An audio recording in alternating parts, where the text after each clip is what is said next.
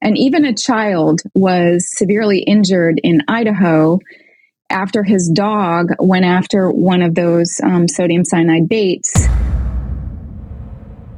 Backing up a bit so your listeners understand how this agency functions, it's generally at the county level that the county contracts with USDA Wildlife Services. The incentive is that the federal government will match a often 50-50 split. So the county will put in, let's say, $50,000 towards paying a federal trapper and subsidizing his tools, his snares, his leg hold traps, his poisons, aerial gunning, if it's in a county that allows that. And then the feds match that. So it's a very incentivized program, and they, become a bit dependent on this agency. So we started looking at all the different counties that were contracting and looking at where there are opportunities to make inroads as we did in Marin County. So Sonoma County subsequently was challenged. And the legal challenge, I will say, is under the California Environmental Quality Act. So our coalition worked together to challenge that the contract did not meet the CEQA minimum guidelines to look at impacts on the environment and site-specific impacts, also on non-target animals.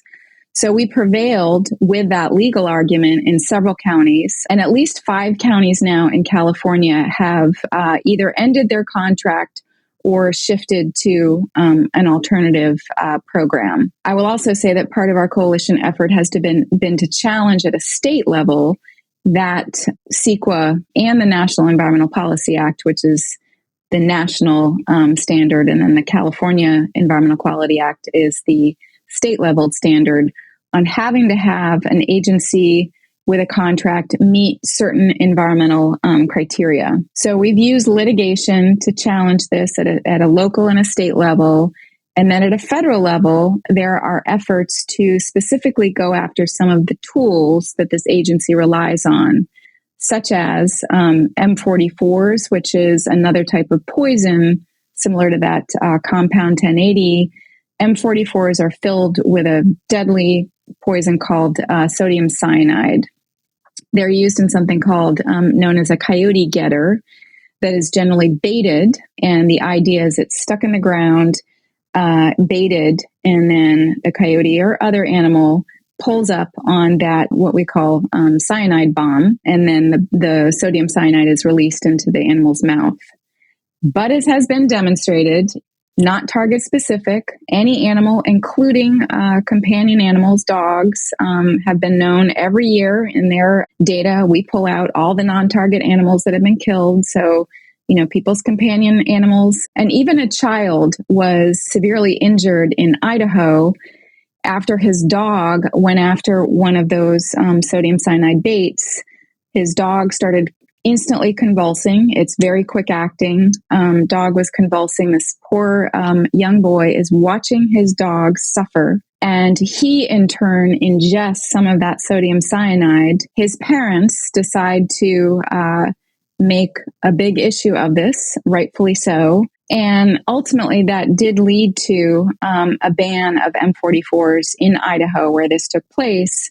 And now there are efforts to permanently ban M44s and, of course, bring wider attention to the agency behind use of these deadly practices. Who is mainly behind this?